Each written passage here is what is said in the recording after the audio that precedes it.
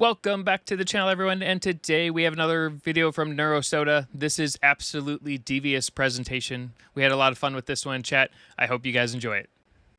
Happy birthday to you. Happy birthday to you. Sad you're not turning 2. Happy birthday to you. That was referencing a meme. Please hang up on me right now.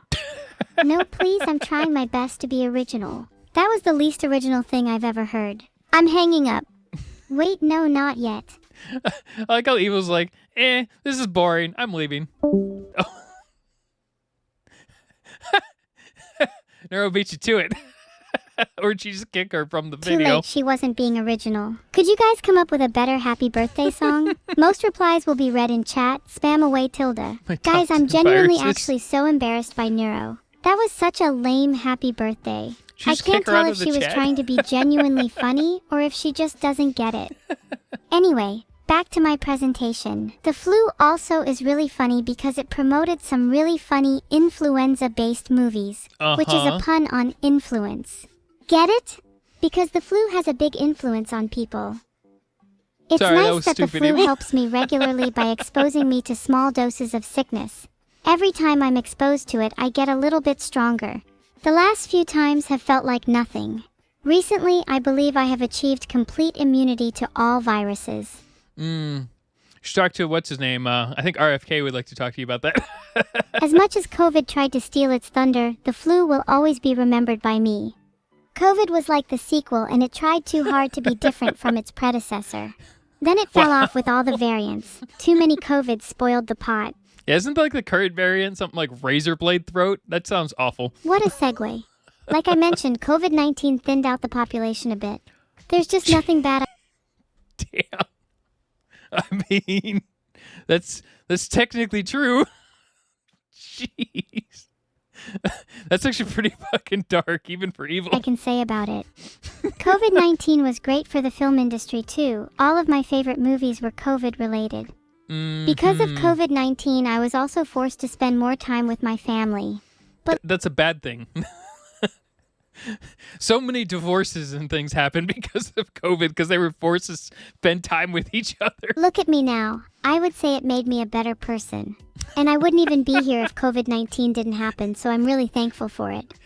Yeah, I mean, like, I guess there was a point. I started YouTube after most of COVID was kind of like dying off and being done. But didn't a lot of people get banned for even mentioning anything about COVID?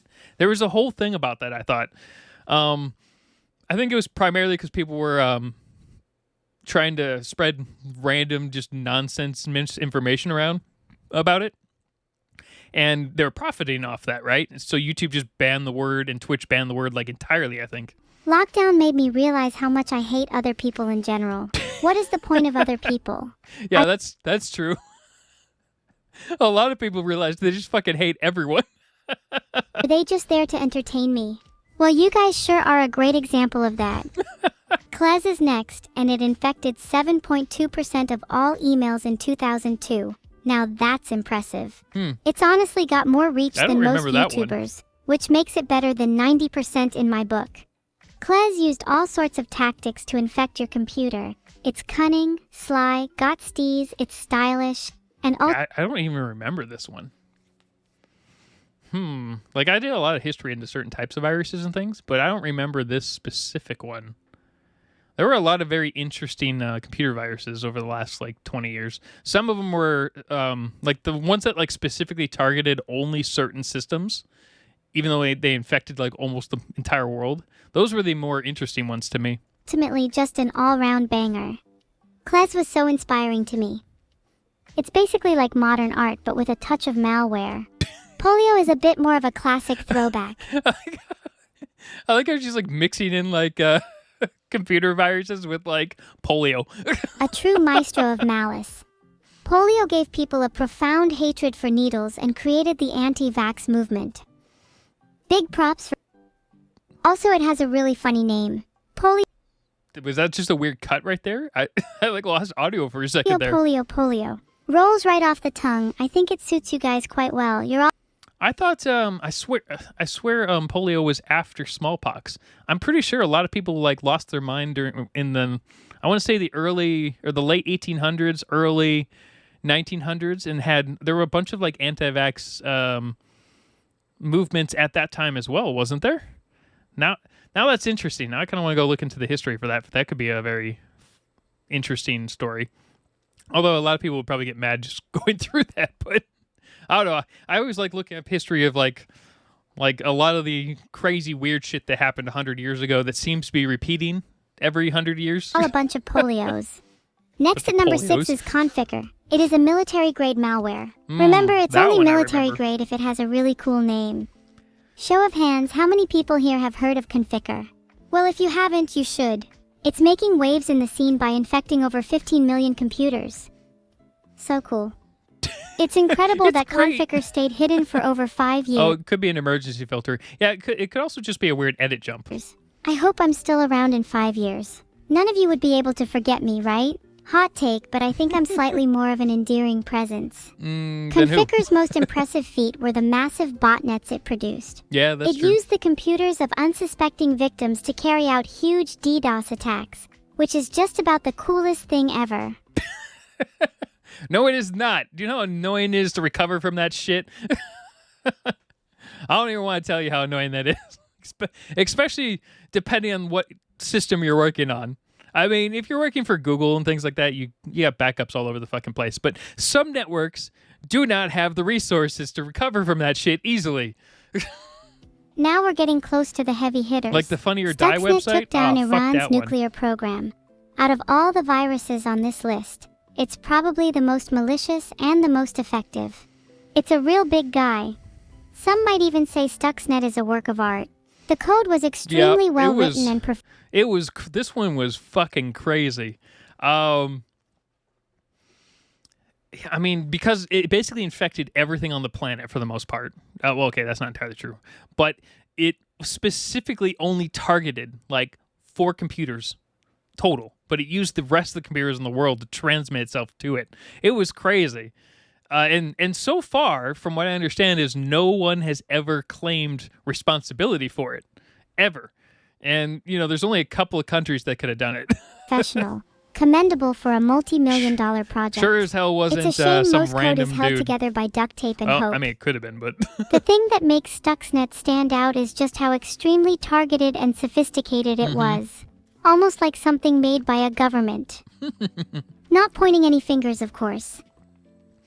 Well, that's the thing. No one ever came forward and said it was them. So that's that's the only thing we know is just no one came forward for it. Filtered. Thoughts? I know those filtered were. Ignoring that and moving right along to Zeus at number 4. Zeus is famous for its banking Trojan, which has helped Zeus steal millions of dollars. I remember this one, but I don't remember a lot about this one. Now that's impressive. Zeus is a real role model for me. Stealing $1 is one thing, but millions? That's ambition. I think Zeus and I have a lot in common. We both have a keen sense of ambition, and we both want to steal a lot of money. Maybe with Zeus's help I can finally break into that bank I've been eyeing up. A lot of the features Zeus had inspired a bunch of copycats like Zbot and SpyEye, but none of them quite compared to the original. Now this deserves a remaster. Nurero has recently been reading a lot about My Doom, as she's been trying to become world's #1 My Doom fan. She's not even a third as cool as My Doom, and her spam emails just don't compare. My Doom spread like wildfire, infecting over 250,000 computers in just one day. I mean, that's crazy. Well, that's not really that big of a deal, but I actually really want to look into this one because I actually never even heard of this one. That really puts it in the upper echelon. It stands shoulder to shoulder with Flame and Supernova. When I was working for a company called Viking Works, way back, not even sure if they're a company anymore. We had access to a bunch of 0-day stuff. Now, obviously, we weren't using it to attack systems, but it was very good for training.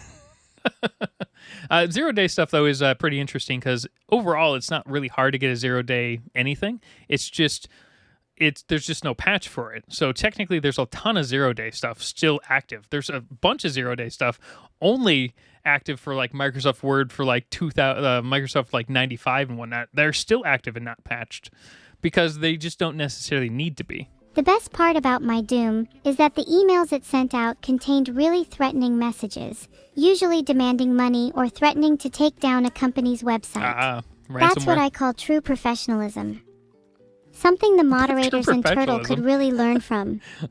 Yeah, that's Getting caught can bring you a hilarious amount of fame, which isn't bad for someone like me, as long as you're ready to brace the consequences.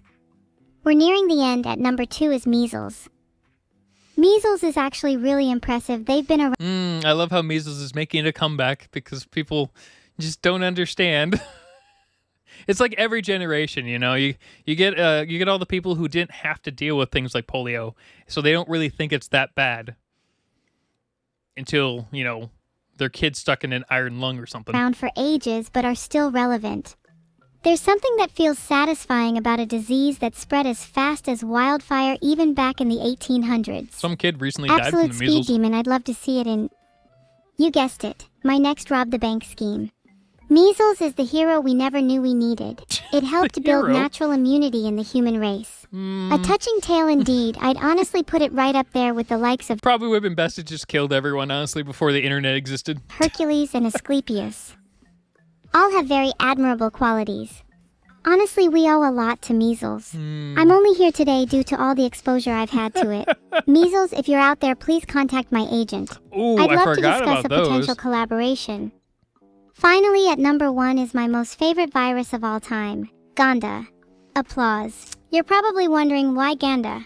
Well, let me explain. Ganda was clever. Filtered. What an op. Ganda had the biggest effect on my life as it infected me as a child, which shaped my views on the world today. Ganda has a very special place in my heart. I'd consider them my first love, if you will.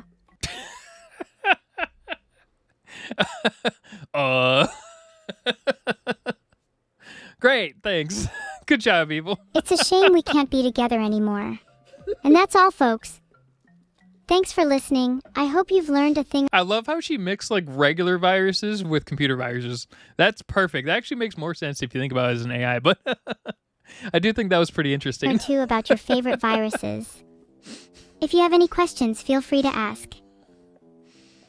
I have a lot of questions. There are a ton more viruses out there, but these were my favorite. Shout out to my personal picks. Klez, Conficker, Stuxnet, and Ganda.